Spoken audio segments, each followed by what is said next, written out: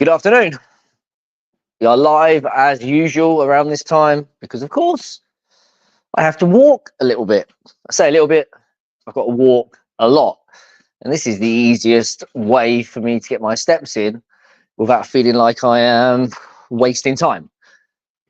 And it's a habit that I've built, and that is exactly what we're going to discuss today. Actually, this habit of walking every afternoon and going live is something I will do, I think, even once I stop trying to lose body fat. It will just be something that I continue doing because it works really well in terms of creating content and maintaining a decent number of steps every day, which once I adjust this a little bit, once I stop trying to lose fat, I want to try and keep my step count up so I can keep my cardio down and possibly enjoy a little bit more food than I may have done it in the past without regaining a ton of body fat. But we'll discuss what I do after this fat loss phase once I actually get to the end. But today we're going to discuss 3 habits that help busy executives lose belly fat, because I think we know that habits are important. I feel like if you don't get this right, if you don't have habits, like you haven't built a foundation of habits, then sticking to good nutrition and exercise becomes challenging for the average guy who maybe just has to be in the office 9 till 5 Monday to Friday. But with executives, you obviously have the added challenge of traveling and work drinks and business meetings and things probably being a little bit more chaotic, maybe a little bit less predictable. So having these habits ingrained will really help you take the action that you need to take to, one, be consistent enough to get wherever you need to go, whether that's 20 pounds, 50 pounds, 100 pounds. And then, of course, it's going to help you keep the weight off. Yeah, going back to me walking on this walking pad, I'm not in any danger of gaining loads of weight back at the end of this, but it's still a habit I'm going to maintain because it's going to make it easier to keep the fat off, like I said. So let's go through these 3 habits. These are the habits I try and get my clients to build, especially in the first. Typically, guys come into my coaching program initially for 3 months. So often they'll stay, but we always have a 3-month start. And one of the things we want in that 3 months is to start to build better habits, increase their knowledge, and get some wins. Like get some success, get some momentum, build their confidence. If we can do those 3 things, whether or not they carry on with me or not, many do, it's a little bit easier to sustain until the end goal is met. So habit number 1 is that strength training goes into the calendar in the same way as business meetings. So strength training is prioritized. I did a video the other day where I said if I only had 2 or 3 30-minute sessions per week available to me, I would do 3 sessions in the gym or at home of about half an hour with resistance training. And I had a couple of comments where people would say it was kind of pointless. Then if you watched my live recently, we had that new study that showed that trained men and women, so not newbies, people that are already, training consistently for a set period of time, gained muscle and strength doing just 2 sessions per week of half an hour. Interestingly, one of the guys who made that comment came back and said, okay, maybe it's not absolutely pointless, it's just pointless when somebody who's obese could just go for a half an hour walk a few times a week. No, that is not going to give you the best bang for your buck. If you give me 3 sessions a week to do of half an hour, will I walk during those 30 minutes? No, I'm going to come back to movement in habit number 3. What I'm going to do is I'm going to lift weights.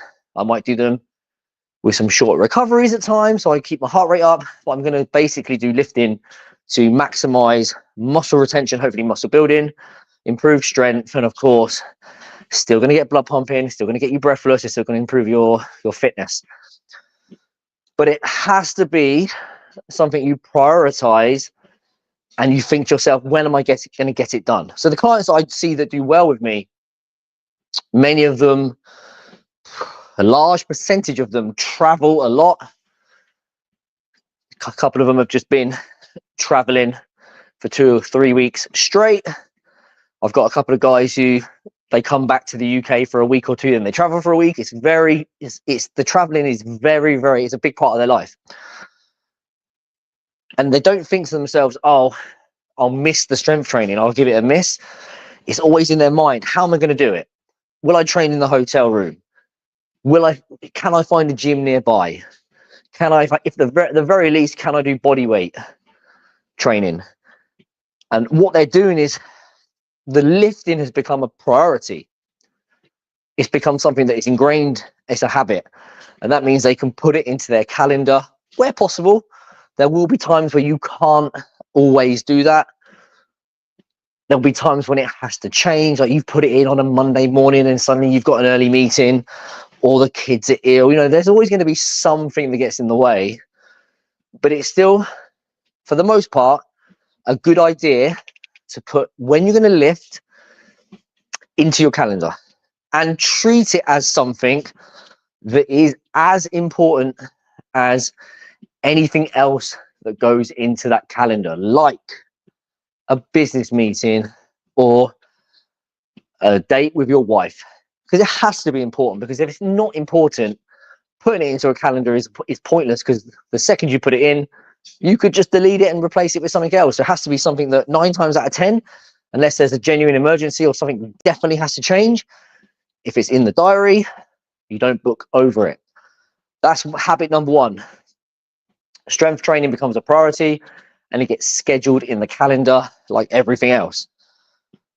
Habit number 2, a lot of the guys coming to my coaching program, this is possibly the biggest thing they learn, and that is nutrition can be really simple.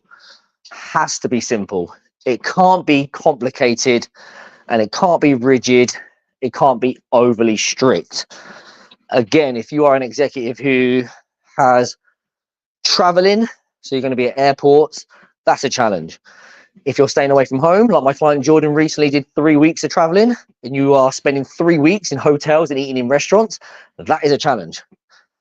If you get sent out for client lunches at the last minute, it's a challenge. You can't have complex nutrition plans where you must eat a certain amount of meals. It has to be at a certain time. Some foods are allowed, some foods are allowed. It's too difficult. So habit number 2 is we just simplify the nutrition. We throw out anything that isn't overly needed, isn't needed. Think of it in terms of 80-20. 80% of your results will come from 20% of your actions. Pretty much the same can be applied to nutrition. If I had everyone give me a myth or a rule, something they think has to be done, you would end up with things like you can't eat after a certain time, or you must have breakfast. You would probably end up with you must not have breakfast. You must have low carb or go keto. You must eat 6 times a day. You must not eat fruit or bread or pasta. So you've got this list of things. We can just draw a line through nearly all of them, and we can come back to simple stuff like how many calories do I need? How much protein do I need? Which is a priority as well. It's another habit, but we can cover that in a minute. And can I just eat healthy foods 80-90% of the time? That allows you to go into airports, restaurants, business lunches, client dinners, and not feel like your head is going to explode because there are so many little details that you are trying to stick with, which ultimately you never can.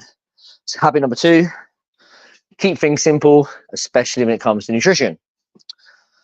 And then habit number 3, one that I try to really do, and this is a good example of I'm doing it right now, is that we try to incorporate a movement into everyday life.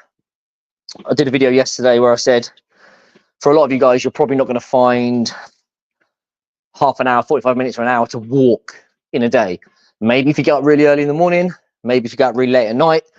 But if you're really struggling to find maybe the time for the resistance training and you've got traveling and all the other stuff, kids, social life, it may be hard to consistently do the walking every day for extended periods of time. But you could walk for 5 minutes every hour. So maybe at the end of every hour, you walk for 5 minutes around the office or 5 minutes around wherever you are. And you do that 8, 9, 10 times. And all of a sudden, you've burnt an extra couple of hundred, maybe 300, 400 calories, depending on how far you walk, how much you walk, and obviously your intensity, but it adds up. So the habit you can get into is trying to find ways to move more wherever possible. A great example is when I go to the shop to buy food, it's like a little one-way system that goes past the front door of the supermarket. And it always frustrates me when there are loads of spaces around the other side of kind of the one-way system, but everyone's slowing down to try and get a space outside the fucking supermarket, like right in front of the door. Yeah, it's nice when it happens, but why not park? Like, and the car park isn't big. Like, you're not gonna have to walk for half an hour like you've rocked up at like an airport. It's probably about a 20-second walk. But little things like, okay, park your car further away. Don't use the lift, use the stairs. Walk to the shop if it's closed instead of drive. Just little things. If you can just kind of get into the habit of you walk more often, especially if you're someone that it just sits at the desk all day, it will have an impact, especially if you track it on like a Fitbit or a Whoop or an Apple Watch or something. You can look at it at the end of the day and say, okay, I did 7,000 steps today, when normally you might have done 2,000 or 3,000 steps, and then you might try and beat it. But that comes from just the habit of always thinking to yourself, how can I incorporate more movement into my day? Especially if your day at the moment is wake up, drive, sit at the desk, drive back, drive to the airport, sit on a plane, get in a taxi, sit in business meetings, sit at the bar, go to bed. If there's just very little movement. So walk to meetings, use the stairs, set yourself a little reminder, maybe every hour, walk for 5 or 6 minutes. It will add up. And what will happen is you will burn, it might seem quite trivial. Why would you want to walk 5 minutes? What's the point?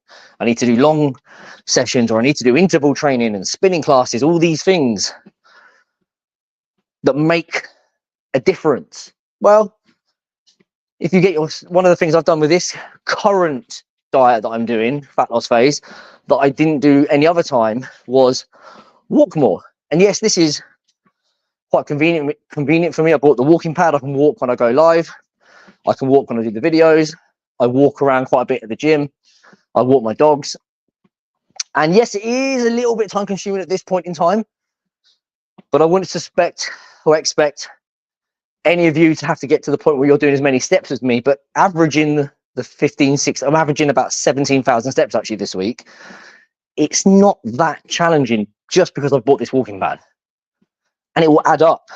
So if you can walk those 5 minutes, 5, 6, 7, 8, 9, 10 times a day, walk to the meeting, use the stairs, not the lift. Let's be really conservative. Let's say you burn 250 extra calories. Well, a typical calorie deficit for somebody who's trying to lose belly fat might just be 500. So all of a sudden, all you've got to do is you've just got to make some smarter food choices, reduce your food intake a little bit more, and you've got the 500 calorie deficit to lose body fat. But interestingly, by just walking 5 minutes and then stopping, walking to the shop, doing these other things, probably won't feel like as much of a burden as it does if you say to yourself, right, I've got to find 1 whole hour to do it. Breaking it up will just be so much easier for executives. And it will probably be one thing I found for myself, that instead of when I've dieted in the past, I've had to go to the gym, I've had to do an hour, I've had to drive home. And there have been times where I've had to go back in the evening to do an hour again and drive home. And sometimes go in the lunchtime to do a couple of hours of training. Like if I was in the gym working as a personal trainer, it wasn't so much of a problem then. But when I stopped doing that, it was lots of time wasted. And not only was there a lot of time wasted, those longer sessions feel quite disheartening to get on the cross trainer or the running machine or the rower for like 45 minutes or 50 minutes, whatever it is. It can be quite boring. But what I found is just breaking up my walking or my activity into these smaller chunks where, like, I'm going to walk here, I've almost done a kilometer. I'll probably go live on Instagram or TikTok and do another kilometer. My walk with the dogs in the evening, I enjoy, although it's a bit cold at the moment, is about 6,000 steps. Just breaking it up into smaller chunks has just felt less, like, from a mindset point of view, just less boring. So those are 3 habits that will make a big difference. Why? Well, if you lift the weights consistently, you will maintain muscle and strength. So you'll look better, you'll maintain your metabolism, and that is important. Doesn't matter if you're just trying to lose weight. Doesn't matter if you're not trying to be a bodybuilder. You should be lifting weights at least twice a week. That new study was 2 times a week for two sessions of half an hour. So 1 hour of lifting per week. Help them gain muscle. But even if you don't want to build muscle, you have to avoid losing the muscle. And if you want to improve glucose control, help things like diabetes or insulin resistance, then the resistance training is important. If you want to look good at the end of the fat loss and not kind of skinny fat, you need the resistance training. If you don't want to gain weight back fast after dieting because you've lost muscle, you need the resistance training. Hopefully that clears it up. But it has to be a priority because you're such a busy person that it's easy to think to yourself, I'll do it tomorrow, I'll do it another day, and it doesn't happen. Number 2 habit, keeping the nutrition